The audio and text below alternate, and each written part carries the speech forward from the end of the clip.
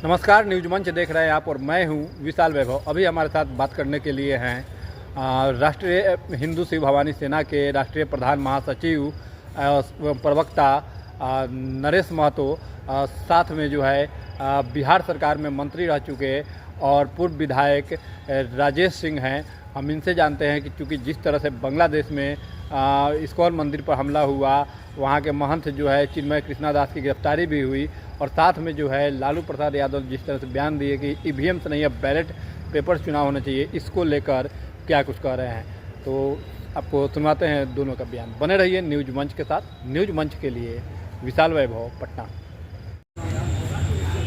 जिस तरह से एनडीए की जो है बिहार के उपचुनाव में 4 जगह जीत हुई, हालांकि अभी 2 जगहों पर काफ़ी सक्रिय दिखे, रामगढ़ में भी कैंपेनिंग आपने खुद किया, क्या कुछ कहेंगे जीत को लेकर?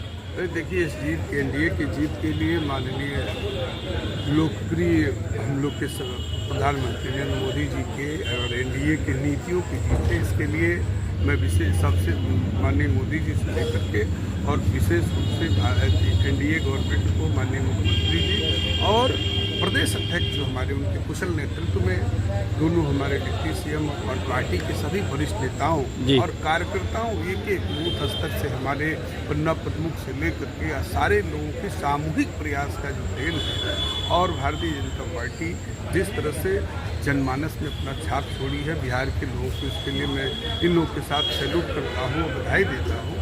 और जहाँ तक आपने पूछा अभी ईवीएम की बात जी, तो आप देख सकते हैं कि इसी से इन लोगों के चरित्र को देखिए और हताशा को देखिए, और अपनी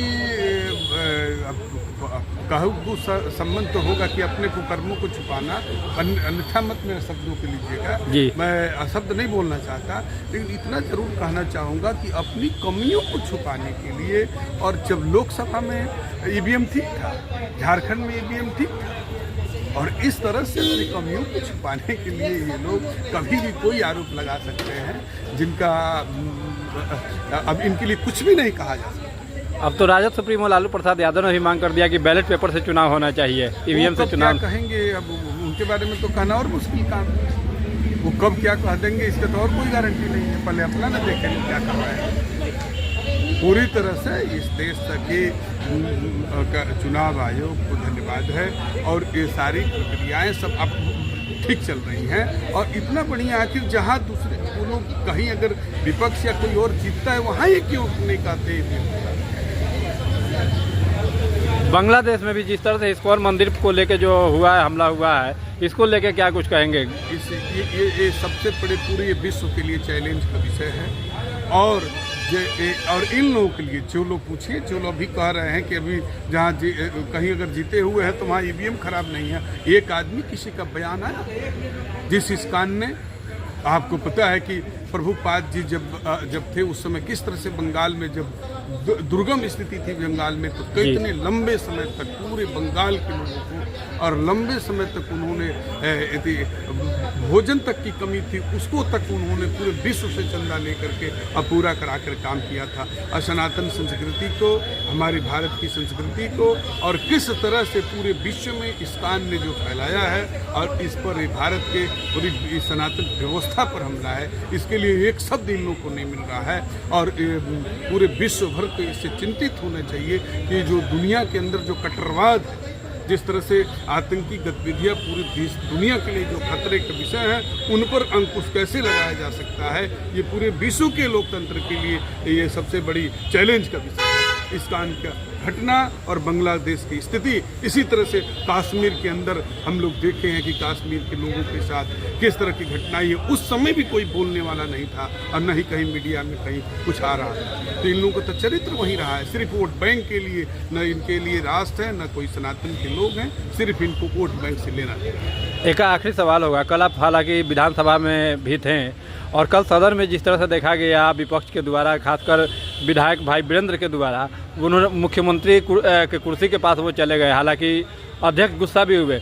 कैसे देखते हैं इस तरह से विपक्ष की भूमिका को? इस तरह से लोकतंत्र में गिरावट नहीं आनी चाहिए, ये बहुत खेद का विषय है। लोकतंत्र के लिए प्रश्न चिन्ह है इस तरह की गिरावट। धन्यवाद। ये उचित नहीं है किसी भी, पूरे बिहार ही नहीं देश के किसी भी विधानसभा और लोकसभा के लिए ये उचित नहीं है और ये एकदम हर ठीक है, विरोध करने का हमको अधिकार है, अपनी बात को कहने का अधिकार है, लेकिन लोकतंत्र के तौर जो तरीके हैं, जो मानक तय हैं, उससे आगे किसी भी व्यक्ति को नहीं जाना चाहिए। ये पार्टियों को भी ध्यान रखना चाहिए इस बात को। व्यक्ति को तो ध्यान रखना ही चाहिए, पार्टियों को भी ध्यान रखना चाहिए। धन्यवाद। बांग्लादेश में जिस तरह से इस्कॉन मंदिर पर हमला किया गया है और जिस तरह की घटना घटी है, कैसे देखते हैं इस तरह की घटना को? चूँकि आप हिंदू सिंह भवानी सेना के राष्ट्रीय प्रधान सचिव और प्रवक्ता भी हैं, क्या कुछ कहेंगे इस पूरे मामले को लेकर? देखिए, बांग्लादेश में जब से प्रधानमंत्री शेख हसीना का तख्ता पलट हुआ है और तख्ता पलट के बाद बांग्लादेश में जो अंतरिम सरकार है जी, ये सरकार बांग्लादेश में अल्पसंख्यक समुदाय वहाँ हिंदू हैं, उसकी रक्षा करने में, उसको सुरक्षा देने में असफल साबित हो रहे हैं। वहाँ के आतताइयों ने, जुल्मियों ने वहाँ के बांग्लादेश के हिंदुओं को जीना मुहाल कर दिया है। कई तरह का अन्याय जुल्म हो रहा है। अभी हाल ही में बांग्लादेश में हिंदू धर्मगुरु इस्कॉन के महंत चिन्मय कृष्णदास जी की गिरफ्तारी और जेल भेज दिया गया।